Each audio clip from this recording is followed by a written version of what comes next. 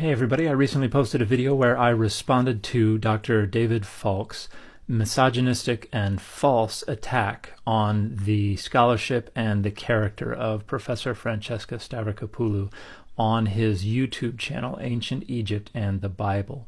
And he very clearly does not feel he has done anything wrong, but has posted a non-apology of sorts. So pause to read this. Now, in addition to the fact that I'm sorry if you were offended is not actually an apology, nobody's misunderstanding Dr. Falk. Nobody has accused Dr. Falk of claiming all women are incapable scholars. That's not what people mean when they say his rhetoric was misogynistic. To insist that misogyny must mean the hatred of or the rejection of the competencies of all women is a misogynistic conceptualization of misogyny that is based on an etymological fallacy.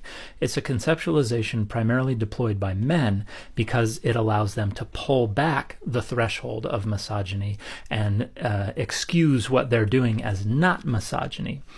And it reifies the very systemic power asymmetries that most women observe misogyny to include, as well as their assumption, their reification, their defense, their deployment. Now, Dr. Falk had to reject Professor Stavrakopoulou's scholarship because he's an apologist. His channel is an apologetic channel. He is defending a worldview and a perspective on the Bible that is overwhelmingly rejected within the academic study of the Bible, as well as by Professor Stavrakopoulou. So he had to reject her scholarship, and he starts off by rejecting it as fringe, naming two conclusions not that accurately that are espoused by Professor Stavrakopoulou.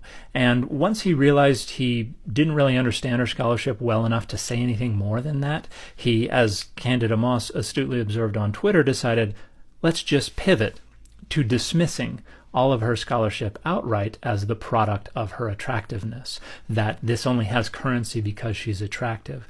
And in this non-apology, he tried to suggest that his main target was the audience for Professor Stavrakopoulou's scholarship, not Professor Stavrakopoulou herself, but he also did accuse her of playing to that audience who is interested in her work only because of her attractiveness. Now, Dr. Falk has absolutely no data whatsoever to support that conclusion. That's just an assumption that he makes because he's internalized those misogynistic assumptions about successful women, and because he knows that it will play with his own audience, which is made up primarily of folks who are interested in apologetics regarding the Bible. Now, I could talk about the awards that Professor Stavrakopoulou's scholarship has won, or the departments that she has headed up that have been ranked the best theology departments in the UK, and I could talk about other accomplishments, and I could talk about how Dr. Falk has had to seek out predatory publishers that lack peer review in order to get his work published. But really, if you want to know if this is misogynistic or not, listen to women. And if you can't appreciate that, or if that makes you upset, QED, I guess.